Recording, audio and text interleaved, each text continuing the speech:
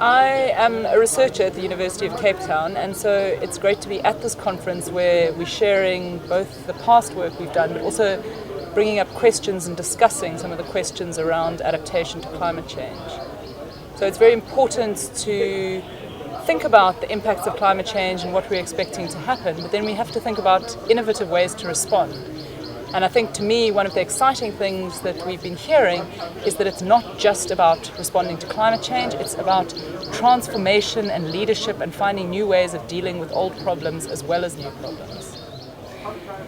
I think one of the biggest challenges we face is that there are a lot of good ideas, a lot of people have got some exciting ways of dealing with things, but actually when it gets down to implementing things on the ground and making a difference to people's lives, particularly those who are already battling to cope, it's pretty hard. So we need a lot of things to fall into place to make that happen.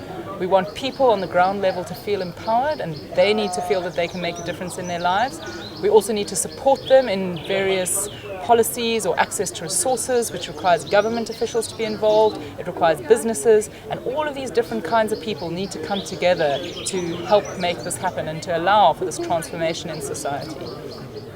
So one of the initiatives that I'm involved in is supporting the Western Cape government in working with a local municipality, in this case Bergrivier municipality, in developing an adaptation strategy. So Bergrivier is very interested in improving adaptation to climate change.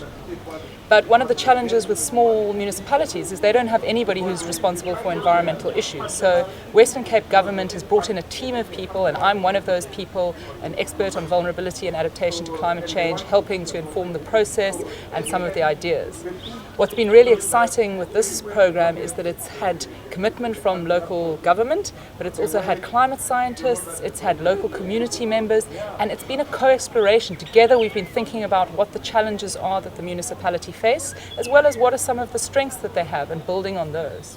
So one of the challenges in the Berg River is that there's a lot of heavy rainfall events, and with people living in low-cost housing, they often suffer the worst consequences of this. The water runs through their houses, little rivers form, etc. So the housing is not well suited to deal with flooding or heat events.